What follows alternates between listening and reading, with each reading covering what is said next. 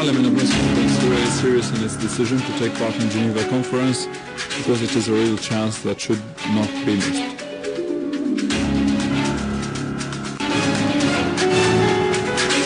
And Russia is concerned and worried about arming the opposition in Syria because this would only hinder efforts to find a political solution to the crisis. The Lebanese army fully controls the area where the armed groups of al-Salafi entrenched themselves.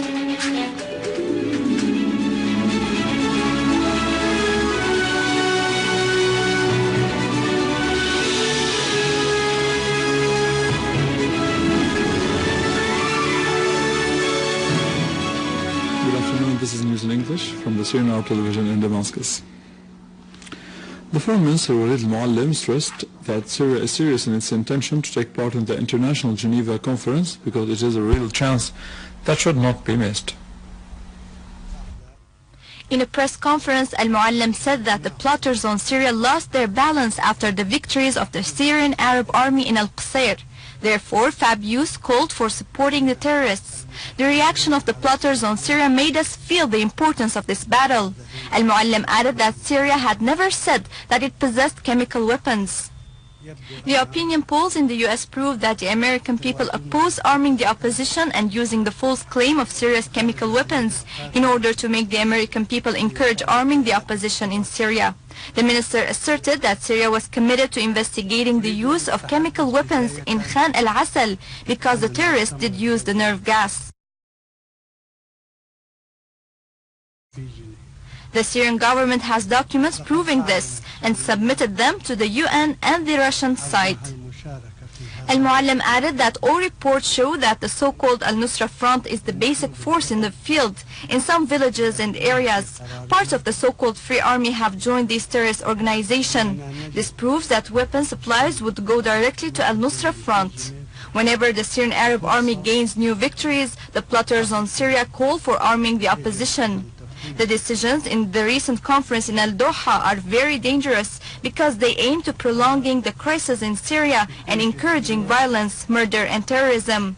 Arming the opposition would only hinder the Geneva conference and kill more Syrian victims. Al-Moallem asserted that the terrorist crimes in Sidon are only the beginning of the dangerous results of Al-Doha conference. However, arming the terrorist plotters of the opposition would never prevail because we are confident of the ability of the Syrian people and army to overcome terrorism. Al-Moallem asserted that Syria would never accept any solution imposed from the outside. The dialogue should be among the Syrians themselves, with the opposition abroad and the national internal opposition. Together we shall build Syria, he added. The minister pointed out that ending terrorism is not only a popular Syrian demand, but it is also a proof of the seriousness of those taking part in the Geneva conference. They have set up obstacles before the conference with their decision to arm the opposition. Syria is ruled only by the Syrian people, who are the most democratic. The minister asserted that Syria has warned from the beginning that events in Syria would have serious implications on the neighboring countries. Syria does not want to interfere in Lebanon's affairs because the Lebanese leaders are more capable of assessing their situation. We hope that the Lebanese army would be victorious. The minister pointed out that Syria aspires to a good relation with Jordan.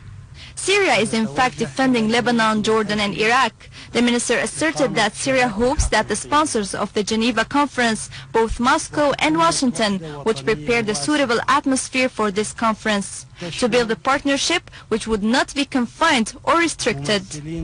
He added that in his visit to Iraq, he witnessed the Iraqi Prime Minister's determination to take all measures to preserve security and to prevent events in Syria from overstepping into Iraq. The minister pointed out that Syria addressed a letter to the UN Security Council about Israel's role in facilitating the smuggling of armed terrorists into Syria and Israel's links with those terrorists in the separation area in the Golan. Al-Moallem pointed out that the supporters of terrorism have no interest in stopping violence in Syria as long as the violence serves Israel.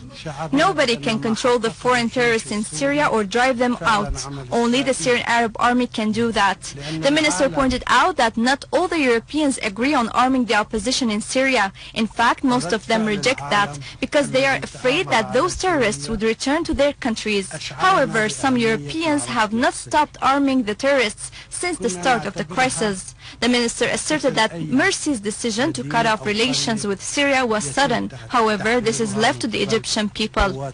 The minister asserted that there were no foreign fighters siding with the Syrian Arab army. The foreign fighters are only on the side of al-Nusra front. Al-Moallem asserted that the Syrians have the full legitimate right to defend themselves against any aggression. If the people want to resist the Israeli enemy, we shall never prevent them. The minister asserted that the Syrian people would never forget Iran's friendly attitude to Syria during the crisis. He pointed out that if we wanted to deliver authority, we would do that in Damascus without going to Geneva. The others are presenting ideas that we reject. The ideas in Geneva would be presented only by the Syrian people. The minister asserted that the Saudis are a basic partner in plotting against Syria behind the curtains. The Russian foreign minister asserted that arming the opposition would only hinder the efforts to find a speedy political solution to the crisis in Syria. The minister pointed out the news of increasing the weapons supplies to Syrian opposition from Qatar and Saudi Arabia and the American and French experts training Syrian terrorists in Turkey and Jordan. The Russian statement asserted that the military support of the opposition without any restrictions would only violate the mission of finding a speedy political solution in Syria.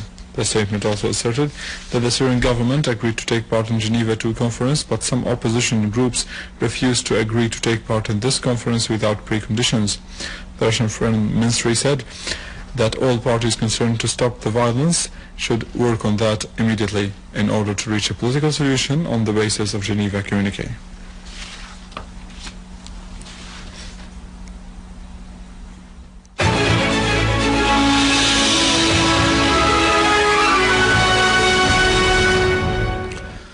Two citizens were killed, one of them a child, and several others were wounded when terrorists fired mortar shells on the areas of al-Abbasiyin and Jalamana in Damascus countryside. A police source said 3 shells fell in the playground, killing 1 citizen and wounding 7 others. The terrorists also fired mortar shells on Jalamana, killing a 12-year-old boy and wounding 4 other citizens, in addition to material damage in properties.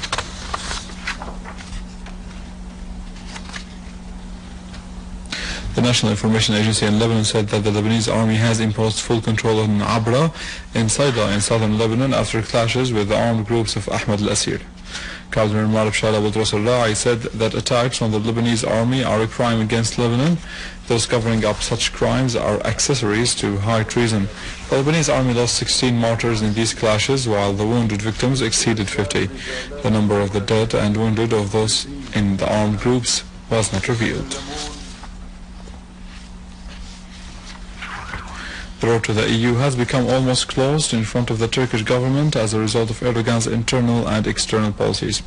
EU sources said that the European Union was on the verge of cancelling a new round of talks on Turkey's joining in a move that would further undermine Ankara's already weak hopes joining the EU very soon. And it would damage its relations with Europe. Germany and the Netherlands are blocking efforts to resume Turkey's bid to join the EU because of Erdogan's government's repression of protests, which have been going on in Turkey for nearly a month.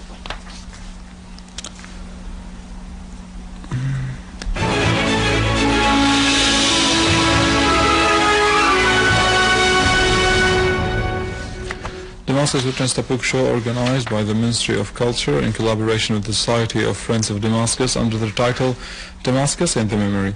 A number of Syrian figures presented their intellectual works mixed with photographs of the historical city. The show was a call to return to the real intellectual and cultural works in Syria. Dr. Afif Bahnasi, chairman of the society, and Amal Muhassin, its secretary, asserted that the show gave a literary chance to Syrians to present their adherence to their historical culture and heritage and pride of their noble history. That was it. More details on the website www.syriaonline.sy and latest in the world of finance in our economic news, but after the break.